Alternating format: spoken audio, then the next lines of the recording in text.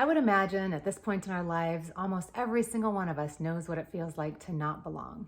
At some point, we've walked into a setting or a context and we're like, oh, I definitely don't feel like I fit in, or I feel excluded, or I don't know if I belong here. It could have been at our kids' school, at a work function, some association gathering, some religious organization, our neighborhood. I mean, the contexts are just limitless. We walk in and our biological system is asking, am I safe and do I belong? And we're trying to answer that question pretty quickly. And if we see a whole bunch of other people connecting, it leaves us feeling left out. My name is Shasta Nelson, and I'm going to do a series on belongingness. It's going to be a 5-part series. I should have known that when I rebranded my website a couple of months ago with belongingness, that was going to be an issue that would come up in my life, which is classic actually, because it helps me tap into the very feeling of what I do for my work all the time. But oh man, is it hard to go through. Some of you may have seen my video a couple months ago where I was pretty raw. It was just the morning after an experience of not feeling like I belonged. And now with a little bit of history on that event, I have been in the weeds thinking about this and talking about it and just really reflecting. And I would love to share some of my takeaways. So when we don't feel like we belong, there's usually at least 2 things happening, I have found. One is what's going on inside of us, and one's what's going on outside of us. And we can have sometimes one of those things not feel right and be okay, but when both of those things are triggered, it's really hard to hold our sense of belongingness. So in my case, in that situation, I was walking into a setting of a bunch of other speakers. And so here I am, you want to be like, these are my people, and they are. And yet it's also a place where comparison and, just kind of a sense of jealousy and all of that's also showing up for me.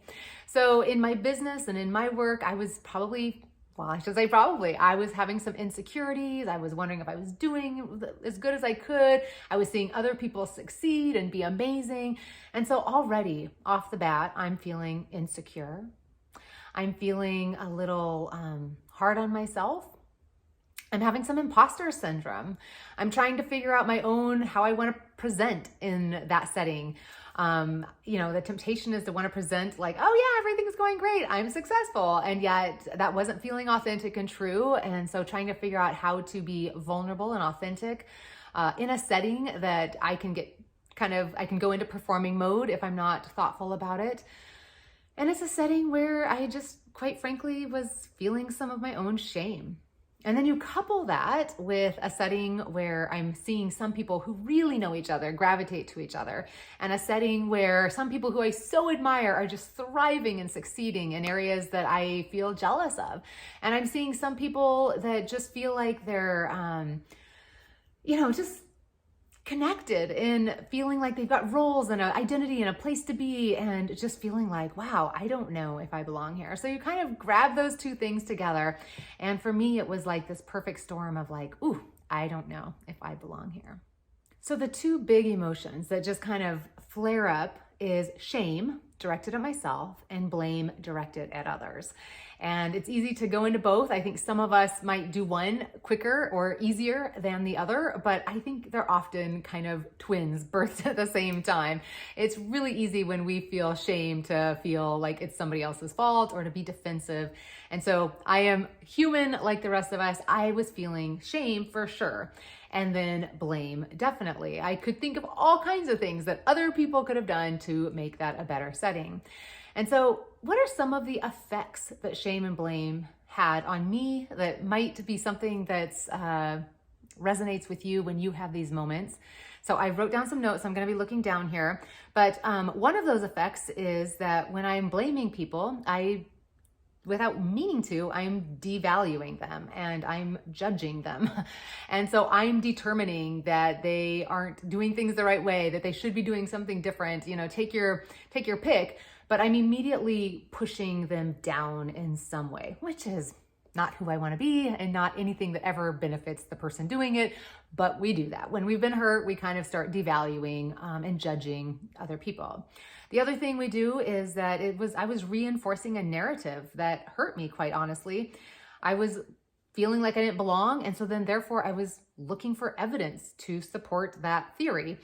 So I went down a track that wasn't really helpful, didn't necessarily serve me, didn't feel good. And so suddenly I'm looking around for evidence of how I don't belong. And so I'm seeing other people who do belong and who aren't including me. And so suddenly I'm feeling like my story is accurate, which is really dangerous. Like none of us, like, it's so funny how we take stories that really don't feel good and don't help us and we like grab onto them.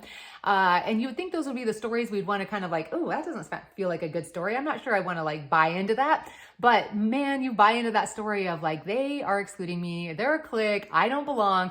And all of a sudden I was looking for proof of that, which the counter side of that, one of the other effects is that then therefore I'm like more likely to miss out on what is coming in for me.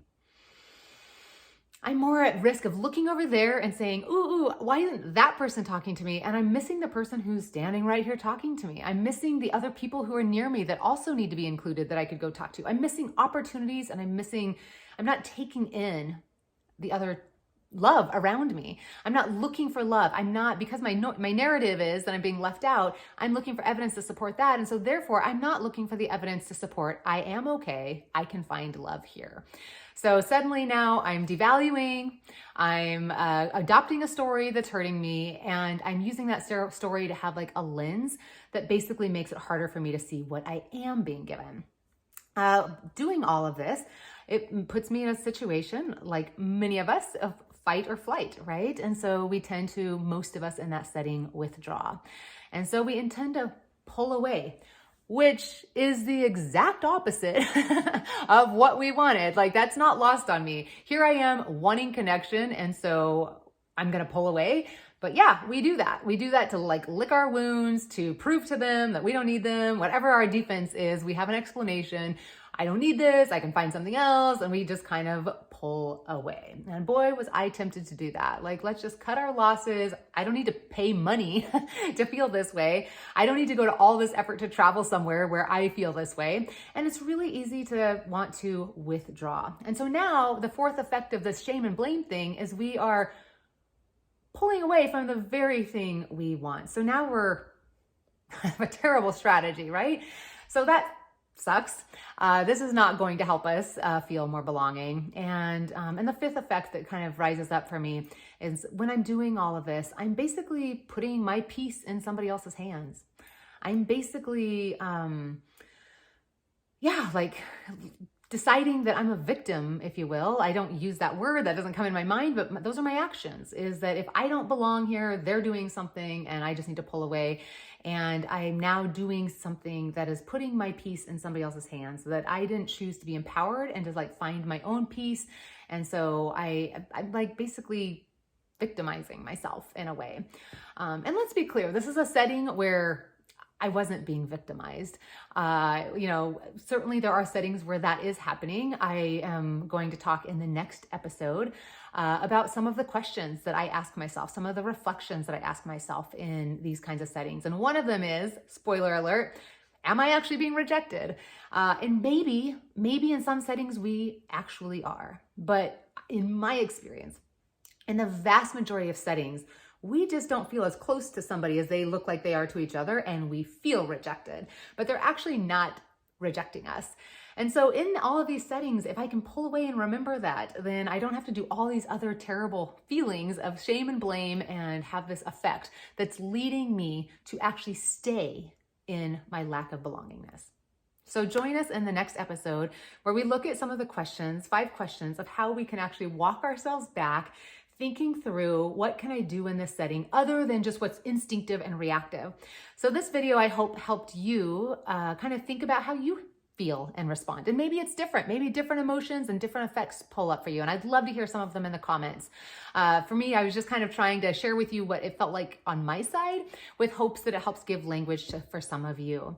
What I want for all of us is belongingness. And I'm going to do my very best in this series to move you through that process to go there. But I think it's always important to start with emotional intelligence and ask the questions like, what am I actually feeling? And what effect is that having on me? Is that serving me?